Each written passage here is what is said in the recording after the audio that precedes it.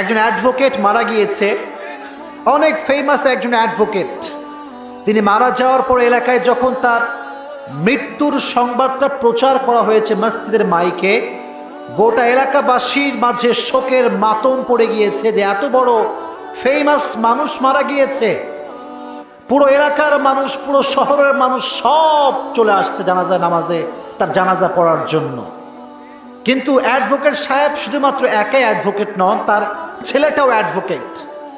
যখন জানাজার নামাজ হবে, সাংবাদিকরা আসছে, বড় বড় নামি দামি ব্যক্তিরা আসছে, জজ আসছে, পুলিশ আসছে, বিডিআর র্যাব, সব পুরো প্যাক আপ জায়গাটা, পুরো ঈদগাহ মাঠ লোড, হাজার হাজার জনতা আসছে। জানাজার কিছুক্ষণ পূর্বে ইমাম সাহেব বক্তব্য দিলেন, বললেন যে যদি কোনো ভুল করে থাকে মাফ করে দিবেন, ঋণ থাকলে সবাই জানাবেন। সব বক্তব্য শেষ। সর্বশেষ যখন ইমাম সাহেব জানাজার নামাজের তাকবীর দিয়েছেন, আল্লাহু আকবার একবার, আল্লাহু আকবার দুইবার, তিনবার যখন তাকবীর দিতে যাবেন, পেছন থেকে যিনি অ্যাডভোকেটের ছেলে চিৎকার দিয়ে কান্না শুরু করছে নামাজের ভেতরেই। এমন চিৎকার দিয়ে কান্না, সবাই নামাজ ভেঙে দিয়েছে এর আওয়াজ শুনে, একদম উল্টে পড়ে গেছে। ইমাম সাহেবও নামাজ ছেড়ে দিয়েছে। কথাগুলো ভালো করে বুঝবেন, শিক্ষা আছে এখানে, অনেক দামি শিক্ষা আছে। যখন সে উল্টে পড়ে গিয়েছে, অ্যাডভোকেট, সেও অ্যাডভোকেট, নামি দামি একজন উকিল, সে উল্টে পড়ে গেছে। ইমাম সাহেব দৌড় দিয়ে আসছে, এসে বলছে, আপনি কাঁদছেন কেন? আপনি তো একজন এডুকেটেড ম্যান, শিক্ষিত মানুষ। This life is very temporary, we have to go back to our Lord. থাকতে আসি নাই, যাইতে হবে। আপনার আব্বার সময় শেষ, সে চলে গিয়েছে, আপনি কেন কাঁদছেন?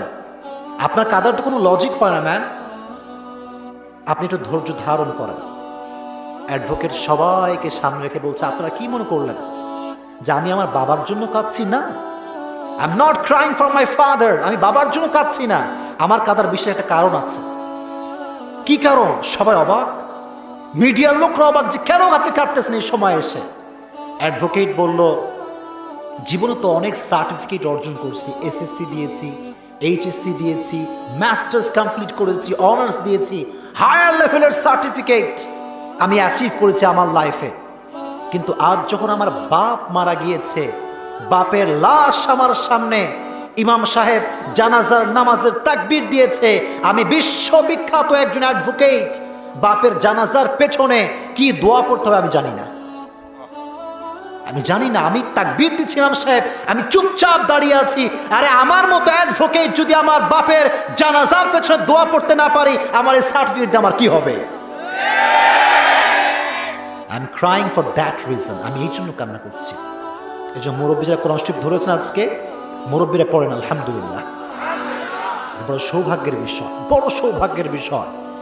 অ্যাডভোকেট বলল যে আমাকে একটা চান্স দেন, মাইকটা নিয়ে আমি একটা কথা বলতে চাই। ইমাম সাহেব বললেন, সবাই আবার দাঁড়ান। সবাই দাঁড়ালো, সাংবাদিক, মিডিয়া, জজ, ব্যারিস্টার, পুলিশ, আর্মি, র্যাব, সবাইকে দাঁড় করিয়ে বললেন যে আমি আমার লাইফের একটা শিক্ষায় আজকে পেয়েছি, আব্বা জান যারা এসেছেন, যারাই জানাজায় এসেছেন, জীবনে যাই করেন আর তাই করেন, সন্তানকে দ্বীনি শিক্ষা না দিয়ে কবরে যাওয়া যাবে না।